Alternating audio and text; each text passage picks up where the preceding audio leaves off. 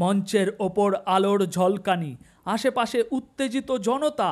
সামনে দাঁড়িয়ে আছে চোখমোটা হাসনাত, যার মুখে এক গম্ভীর অভিব্যক্তি। চারিদিকে ক্যামেরার ফ্ল্যাশ জ্বলে উঠছে। শুরু হতে যাচ্ছে এক মহা নাটকীয় রাজনৈতিক কমেডি। বড় এক প্লাকার্ড হাতে চোখমোটা হাসনাত দাঁড়িয়ে আছে। আশপাশে তার সমর্থকেরা ব্যানার উঁচিয়ে ধরেছে। তাতে মোটা মোটা হরফে লেখা, আওয়ামী লীগকে নিষিদ্ধ করতেই হবে। হাসনাত খুব আত্মবিশ্বাসী ভঙ্গিতে ভিড়ের মধ্যে মাইক হাতে নিল, চেঁচিয়ে বলতে লাগলো, হয় আওয়ামী লীগ থাকবে এই ভূখণ্ডে, নয়তো আমরা থাকবো। গলার শিরা ফুলে লাল হয়ে গেছে। দেখে মনে হচ্ছে বাস ছুটে আসছে তার দিকে, আর সে একাই বাস থামাবে, এমনই বীরত্ব। আশেপাশের ছাত্র সমন্বয়করা তালি দিচ্ছিল, ব্যানার ওড়াচ্ছিল। লোকজন পথঘাটে থমকে দাঁড়িয়ে যায়। রিক্সাওয়ালার রিক্সা থামিয়ে হাঁ করে দেখছে। হঠাৎ হাসনাত আবার গর্জে ওঠে, বন্ধুগণ, আওয়ামী লীগকে নিষিদ্ধ করতেই হবে। আমরা এই স্বৈরাচারের বিরুদ্ধে লড়াই করেছি, তাই এই ভূখণ্ডে হয় আওয়ামী লীগ থাকবে, আর নয়তো আমরা থাকব। ভিড় থেকে কেউ একজন ফিসফিস করে বলে, আমরা এই আমরাটা কারা? পাশে দাঁড়ানো এক রিক্সাওয়ালা হাসি চাপতে পারে না। আলোচনা তখন তুঙ্গে। মিডিয়ার ক্যামেরা ঝলসে উঠছে। চোখমোটা হাসনাত তার প্রচারণা চালিয়ে যাচ্ছে। একের পর এক স্লোগান ছুড়ে দিচ্ছে। লোকজনের কৌতূহল ক্রমেই বাড়ছে। কেউ ভিডিও করছে, কেউ বা সোশ্যাল মিডিয়ায় লাইভ সম্প্রচার চালাচ্ছে। সমর্থকরা উচ্ছ্বাসে ফেটে পড়ছে। কিন্তু হঠাৎ সরকার থেকে এক ঘোষণা আসে, যা পুরো পরিস্থিতিকে নাটকীয় মোড় এনে দেয়। হাসনাত মিয়া শোনেন, আওয়ামী লীগকে নিষিদ্ধ করার কোনো সুযোগ সুবিধা এই মুহূর্তে আমাদের হাতে নেই। আমরা চাপের মুখে পড়ে যাব আন্তর্জাতিক পরিমণ্ডলে। তাই আপনারা যতই চিৎকার করুন, আওয়ামী লীগ পলিটিক্স করতে পারবে। আওয়ামী লীগকে নিষিদ্ধ করার কোনো প্রশ্নই আসে না। তারা চাইলে ফিরে আসতে পারে, রাজনীতি করতে পারে। এটা বহুদলীয় গণতন্ত্রের দেশ। হাসনাতের উপদেষ্টা বন্ধু আসিফ মাহমুদ, যিনি বর্তমান সরকারের অংশ, তিনিই বললেন, আরে ভাই, আওয়ামী লীগ থাকতে পারে, পরের বার হয়তো আওয়ামী লীগে আমরাও থাকতে পারি।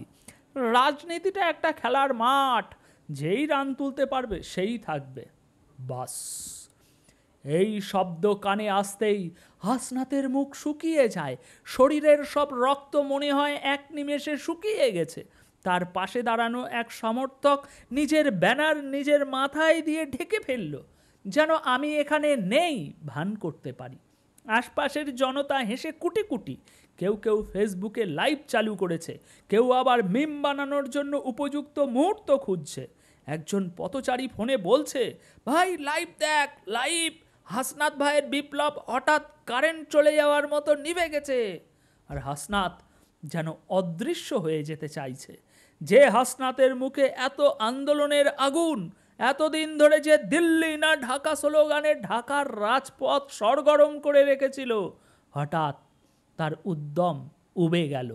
এই ঘোষণায় হাঁ করে থাকা হাসনাতের চোখ, যা এমনিতেই বড়, আরও বিস্ফোরিত হলো। সবাই হাসাহাসি শুরু করলো। কে যেন আড়ালে বলল, হাসনাত তো এখন আর চোখ মোটা না, চোখ উল্টে গিয়ে গর্তে ঢুকে যাচ্ছে। এদিকে আওয়ামী লীগের কর্মীরা এমনিতেই তারা বারবার বলে আসছিল, এদের বাপ দাদারও ক্ষমতা নেই আওয়ামী লীগকে নিষিদ্ধ করা, জীবনেও পারবে না। আন্তর্জাতিক মহল এদেরকে ছেড়ে কথা বলবে না, তারা রীতিমতো চাপ দেবে। এবার হাসনাতের নিজের দলের লোকজন একটু একটু করে সরে দাঁড়াচ্ছে। একসময় গর্জনকারী হাসনাত এখন কিং কর্তব্য বিমূঢ়। এদিকে হাসনাতের এক সমর্থক ফিসফিসিয়ে বলছে, ভাই, এটা তো পুরো উল্টে গেল। সরকার তো বলতেছে আওয়ামী লীগ থাকবে, চাইলে নির্বাচনও করতে পারবে। তাহলে এতদিন যে স্লোগান দিলাম, যে রাস্তায় চিৎকার করলাম, এত কষ্ট, এত নাটক, সব কি বিফলে গেল? এখন তো মনে হচ্ছে আমরা নিজেরাই নিজেদেরকে ধোঁকা দিলাম। চারিদিকে হাসাহাসি ছড়িয়ে পড়ে। কেউ একজন ভিডিও করতে করতে বলে, লাইভে সবাই শুনছেন তো, হাসনাত ভাইয়ের বিপ্লব এখন ইতিহাস। আর একজন দর্শক তীক্ষ্ণ স্বরে বলে, এই নাটক তো সুপারহিট, সিজন 2 কবে আসবে? ভিড়ের মধ্যে একজন বলে, সিজন 2-তে কি হাসনাত ভাই নতুন বিপ্লব আনবেন, নাকি এবার রাজনীতি ছেড়ে সিনেমায় নামবেন? হাসনাত মঞ্চের ওপর দাঁড়িয়ে, তার মুখ শুকনো, চোখ বড় বড় করে তাকিয়ে আছে, যেন তার পুরো দুনিয়া উল্টে গেছে। হঠাৎ পেছন থেকে আওয়াজ, ভাই এখন কি দিল্লি যাবেন নাকি এখানেই থাকবেন? আস্তে আস্তে সব গড়িয়ে পড়ছে। হাসনাতের মুখ আরও একটু লাল হয়ে যায়, যেন মাথার রক্তচাপ বেড়েই চলেছে। চারিদিক থেকে বিদ্রূপ আর মন্তব্য আসছে। হাসনাত একদম চুপ, পুরো শূন্য দৃষ্টিতে তাকিয়ে আছে। মনে হচ্ছে মাটিতে মিশে যেতে চাইছে, কিন্তু তার পেছনে এখন আর পথ নেই। দিল্লি আর ঢাকা, দুই জায়গার মাঝখানে দাঁড়িয়ে হাসনাত যেন নিজের অস্তিত্ব নিয়েই দ্বিধায় পড়ে গেছে। অতঃপর দেখা যাচ্ছে আমাদের হাসনাত ভাই তারা নিজেরাই এখন তাদেরই সরকারের জুতো বা সরকারের ঝামা ঘষার শিকার।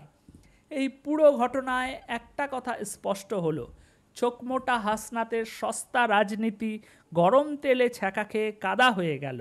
আওয়ামী লীগকে নিষিদ্ধ করার দিবা স্বপ্ন ভাঙল হাসনাতের। আসুন, এত সময় আমি আপনাদেরকে যে কল্প কাহিনীটা শোনালাম, সেই কল্প কাহিনীর কিছু বাস্তব চরিত্র, কিছু বাস্তব চিত্র আপনাদেরকে এবার একটু দেখাই। প্রথমে, এই ভূখণ্ডে আমরা থাকব নয়তো আওয়ামী লীগ থাকবে, সেই আওয়াজ, সেই কণ্ঠস্বর, সেই গলার শিরা ফুলানো গর্জন আপনাদেরকে একটু শোনাতে চাই, নইলে আমার পেটের ভাত হজম হবে না রে ভাই। বাংলাদেশিদের কাছে আমরা তুলে দিতে পেরেছি এই 5ই আগস্ট পরবর্তী সময়ে আমাদের এই ভূখণ্ডের মধ্যে হয় আওয়ামী লীগ থাকবে, না হয় আমরা থাকবো। আমাদের এই ভূখণ্ডের মধ্যে হয় আওয়ামী লীগ থাকবে, না হয় আমরা থাকবো। আমাদের এই ভূখণ্ডের মধ্যে হয় আওয়ামী লীগ থাকবে, না হয় আমরা থাকবো। আমাদের এই ভূখণ্ডের মধ্যে হয় আওয়ামী লীগ থাকবে, না হয় আমরা থাকবো। আমাদের এই ভূখণ্ডের মধ্যে হয় আওয়ামী লীগ থাকবে, না হয় আমরা থাকবো। আমরা থাকতে পারি না। এই অন্তর্বর্তীকালীন সরকারকে আমরা আহ্বান জানাচ্ছি, আওয়ামী লীগকে নিষিদ্ধ করার জন্য, আওয়ামী লীগকে বিচারভূত করার জন্য আপনার আর কি কি প্রয়োজন? আওয়ামী লীগকে নিষিদ্ধ করার জন্য আপনাদের আর কি কি প্রয়োজন?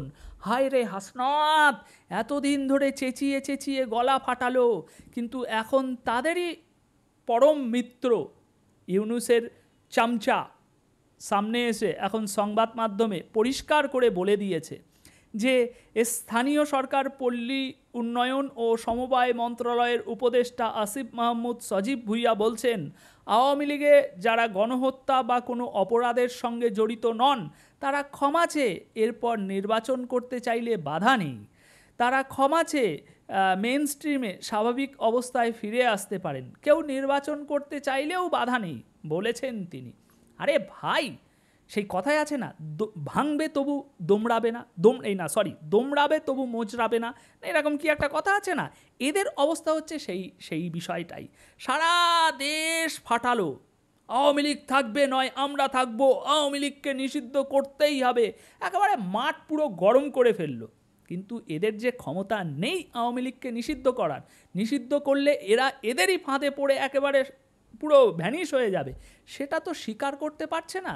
তাই এই গণহত্যায় জড়িত নন, এটা সেটা হ্যানা ত্যানা কিছু ওপরে নিচে সামনে পিছনে কিছু প্রসঙ্গ জুড়ে দিয়ে এখন বলছে ঠিক আছে মেনে নিচ্ছি আওয়ামী লীগ রাজনীতি করতে পারবে, আওয়ামী লীগকে নিষিদ্ধ করার ক্ষমতা আমাদের নেই। সুতরাং ইউনূস সাহেব তো আর নিজের মুখে বলতে পারছেন না, তাই আসিফ মাহমুদকে দিয়ে এই কথাটা বলিয়েছেন। এখন যেটা আপনাদেরকে বলে আসছিলাম যে এদের বাপ দাদারও ক্ষমতা নেই আওয়ামী লীগকে রাজনীতি থেকে নিষিদ্ধ করা, তো সেটাই এখন হাতে নাতে আমরা প্রমাণ পেলাম। এখন বাদবাকি ভিডিওটাকে কিন্তু অবশ্যই শেয়ার করবেন, এই অসাধারণ মুহূর্তটাকে কিন্তু অবশ্যই আরও কিছু মানুষের সাথে শেয়ার করবেন, এবং কমেন্ট বক্সে এই দিল্লি না ঢাকার পরিণতির বিষয়ে, এর লজ্জিত লাঞ্ছিত হওয়ার বিষয়টাকে আজকে যেভাবে হয়েছে সেই বিষয়টাকে আপনি কিভাবে দেখছেন কমেন্ট বক্সে অবশ্যই জানিয়ে যাবেন। ধন্যবাদ সকলকে, দেখা হচ্ছে পরবর্তী ভিডিওতে।